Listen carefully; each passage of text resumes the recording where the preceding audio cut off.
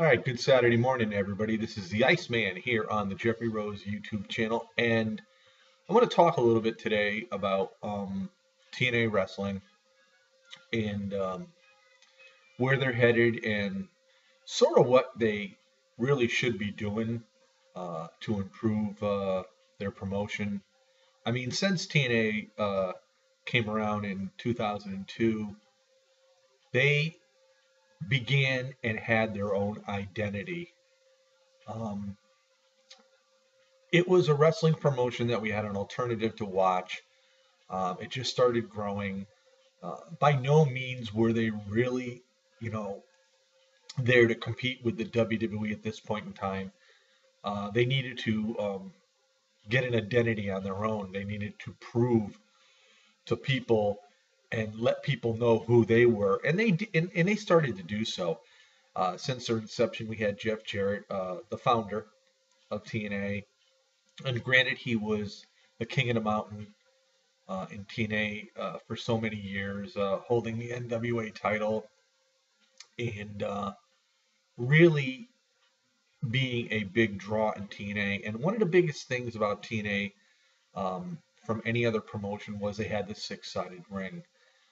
And I thought that was a great idea. And with this six-sided ring came um, the X Division and how all these guys worked in that six-sided ring, and it was a unique thing that we've never really seen before in professional wrestling. And this is one of the main things that created identity for TNA Impact Wrestling was having this six-sided ring. And a lot of the younger wrestlers that came in were able to utilize all six sides, and it was actually really fun to watch. The X Division was a very big thing back when TNA first came in, and I really enjoyed it for the most part. And there was really no ever real big thought about competing with the WWE because you need to show people who you were. And I think that's what Jeff Jarrett did throughout the years. And as years went on, I think in like the middle of the 2000s, I mean, I think TNA was like awesome. I mean, I think all their pay-per-views they had great names for their pay-per-views. Most of their pay-per-views delivered. TNA didn't have a lot of great superstars, but they had a lot of really good superstars. And as time went on, uh, when the WWE couldn't come up with agreement with some of their wrestlers, the wrestlers left and they jumped to TNA. We had Christian, we had Jeff Hardy, we had Kurt Angle, uh, and some various other stars. And they again made a name for themselves in TNA wrestling. And then Sting emerged, um, really taking the spotlight away from Jeff Jarrett, so to speak. Uh, Jeff ran its course in TNA, and but by no means, when he was there, uh, he kept you pretty much on your toes, and there was a lot of great matches. There was Slammiversary that had some great matches. Bound for Glory. I mean, all their pay-per-views were doing okay in my mind, and that was the thing. TNA towards the middle and moving on upward into the 2000s, up to 2009, were really on an upward swing. And they started to establish themselves. And then people started comparing them to WWE, which, when you're only around for like 7 years, I mean, it's really too early to compare to a promotion that's been around 40 years or plus, whatever. Um, but again, there were all those people out there comparing. And I think TNA sort of jumped the gun a little bit because in 2009, we had AJ Styles as a TNA World Champion, which was great in my eyes. He was a big face, very popular wrestler at this time. And then 2010 hits, and all the talk was Eric Bischoff and Hulk Hogan coming in. And I guess Dixie thought it was going to make a huge impact. And the problem with all that was when Hogan and Bischoff came in, they started thinking like they did in the WCW days, saying we're going to go head to head with the WWE. Now, at this time, in my opinion, I don't think it was the right time. They were taking a little wrestling company and trying to put them up against a big wrestling company. Granted, you've been around, you know, for 8, 9 years, and some people thought maybe it was time, but in my eyes, it really wasn't. And then when Hogan did come in and Bischoff did come in, all of a sudden, the things we're going to do this time around, we're going to take the six-sided ring away. And they did. They made it to the standard original, four-sided ring. We saw a lot less of the X division. And then after a while, just wrestlers started leaving. The roster got smaller. And people didn't really know why at the time, but you're paying Hulk Hogan and Eric Bischoff so much money that you found out that Dixie realized, well, I can't pay all these other guys. I mean, and then we saw less of the superstars on TV on a week to week basis. And that's part of the TNA's major problem today is you need to showcase your superstars every single week. I mean, you can't just go 1 week without an Austin Aries, without an AJ Styles, without a Jeff Hardy, and then show a lot of the lower card stars. I mean, you have to have your big stars on a weekly basis. And as time went on, Hulk Hogan really sort of changed everything. Eric Bischoff come up with the idea of aces and eights because he wanted a stable like the NWO and WCW. But people have to understand what works in one promotion doesn't necessarily is going to work in another. And Bischoff and Hogan were still back in the late 90s. And they got to realize at this point, we're in 2010. Times have changed. And they try to bring wrestling from the past back to the future. And it didn't work out.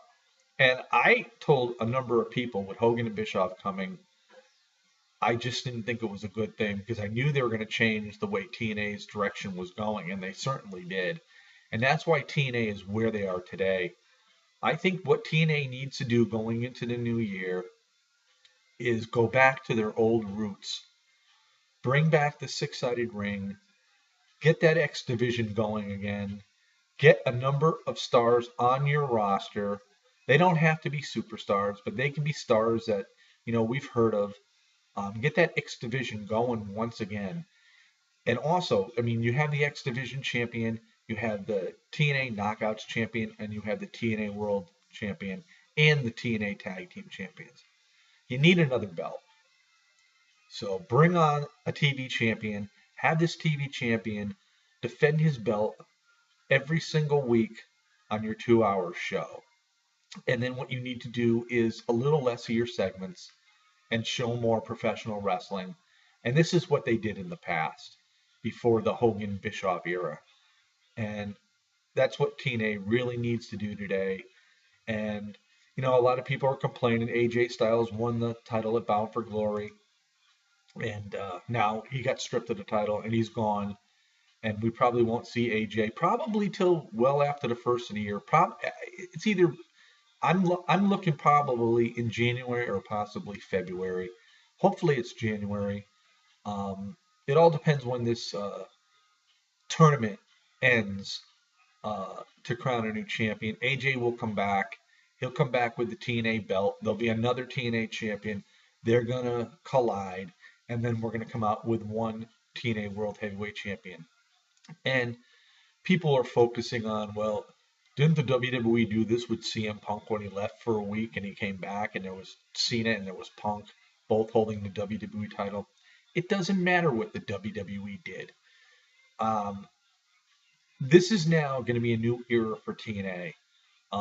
Hopefully we get an investor which helps out the Carter family. They'll have more money to spend. They can bring in more stars. They can have more on their roster, and they can get back, not to the basics, but above the basics where they were, and get this program rolling once again, where it actually should be.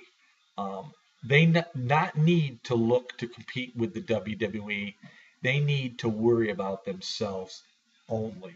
The WWE is totally another promotion. It's a promotion right now that it's the biggest. And Vince McMahon has been monopolizing the wrestling world ever since all these other wrestling companies went under.